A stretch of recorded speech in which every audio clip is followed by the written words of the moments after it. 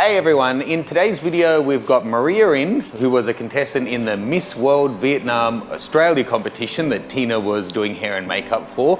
So we've got her in to do a couple of different studio shots. Not everyone has access to higher end studio equipment, so we're actually going to, in this video, show you how to use a single light using a strobe with different basic modifiers, a shoot through and a reflective umbrella, and we'll bring in a reflector and show you some different options you can make with the one light.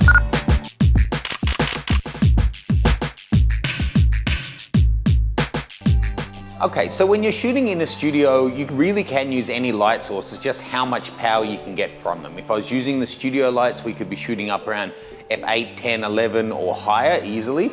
Using the strobes, we'll be, need to have them at full power, and probably I'd be limiting it to about f8 to make sure I'm getting all the juice from them.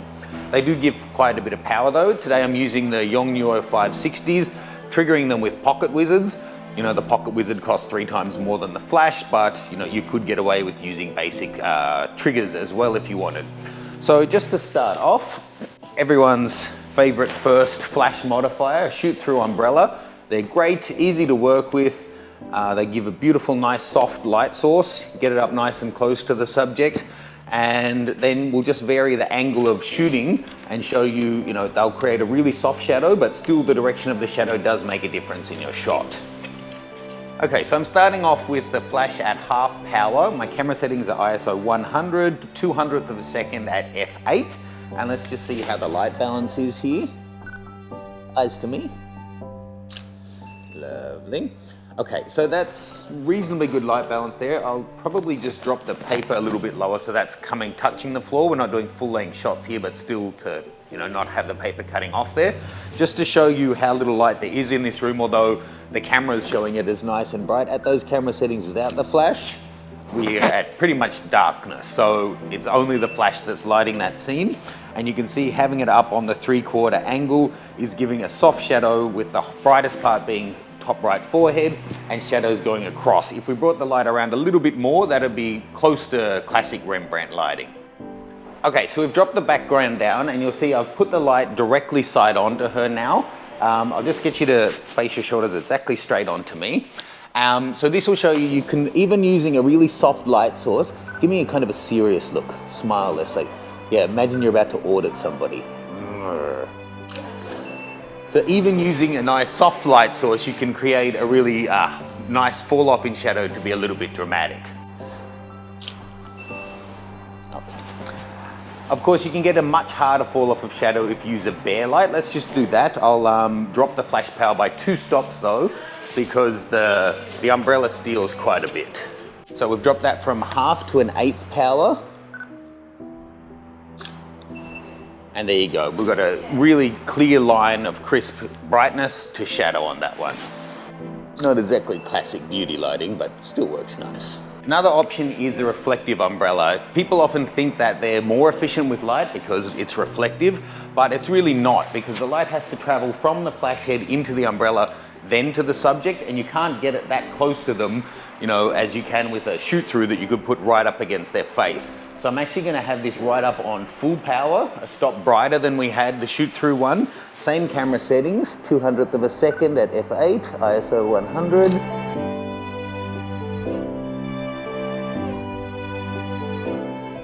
Okay, and if we want to bring a little bit more light into the background, we can bring our shutter speed slower. So here we are at 1/50th of a second.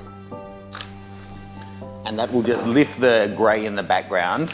We're letting in 4 times the amount of ambient. So again, without the flash, this is how the scene looks at a 50th at f8. You can see it's just added that little bit extra light. If we wanted to really boost it up, we could go to a really slow shutter speed. There at a 13th, it's blurry, but it's getting more light in the background, but the flash will help us freeze her. So you can shoot at a really slow shutter speed like that and make your background a lot brighter without having to add a second light in to light that up.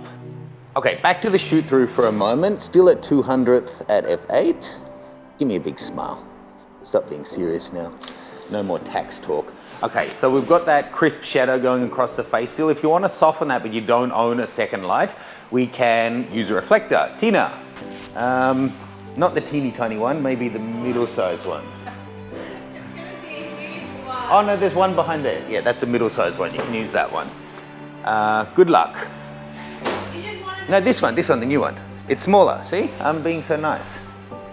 Try not to knock over Maria or the light.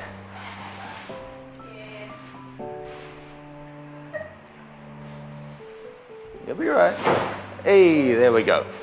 Okay, so I've said this a couple of times before, light is light. The way light works is not a mystery. It travels in straight lines and it bounces back at the same angle, opposite direction. Like playing pool, if you come in at 45, it'll bounce off at 45. So we can use the light that's going past Maria to hit onto the reflector and bounce it back into her face to fill in some of those shadows. This reflector has a silver and a gold side, so obviously they're going to give a different effect. So let's try one of each. I'll let you choose first. So you're going to want to position, the light is going to be falling down to there, so you're going to want it in there, basically pointing it back at the umbrella. Okay. So let's have a look now. Bring it a little bit closer up to her, it won't be in the shade, so right up in here. You got to remember how light falls off. If you haven't seen my inverse square law video, there's a, click that. But the light is traveling from here, getting weaker, weaker, weaker, hits her, passes, weaker, weaker, weaker, hits here, bounces back, still getting weaker, weaker, weaker. So you want to minimize that distance to really get the most benefit from your fill. So you can come in even closer than that. You're still not in my frame. Oh, you're just getting in now. There you go. Okay, so that's filled in a lot of that shadow in the background there. Now, do you want to switch it around to gold? Yes, I do. Okay, I'll frame you out, you're fine. So I can see the gold creeping in here just from the daylight without it even coming in. So let's get it up. I just want to fill in her face. So you can hold it like there. Just get it right in there. You can pop it on your head. There you go.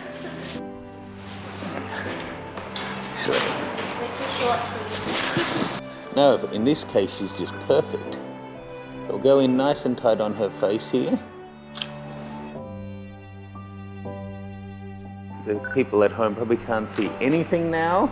So there we've got a nice amount of gold coming back in. If you wanted just a flat light, of course, you can have the light coming straight on at the model, but the whole point of getting your light off camera is to be able to create interesting shadows and sculpt it a little bit.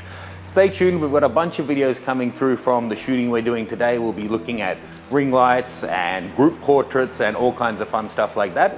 But that's a nice one to show you. You don't need the world's most expensive gear to create some interesting shots. One light, a reflector, you can get there. Thanks to Maria. I'll pop a link in the caption to her page. And of course the Tina, hairstyling, all of that is her handiwork. Please subscribe, we'll see you soon. Whilst you're here, you might like to check out the series I made called Reflector Magic, showing how to use reflectors outdoors. And here's the inverse square law video I made with myself. Enjoy.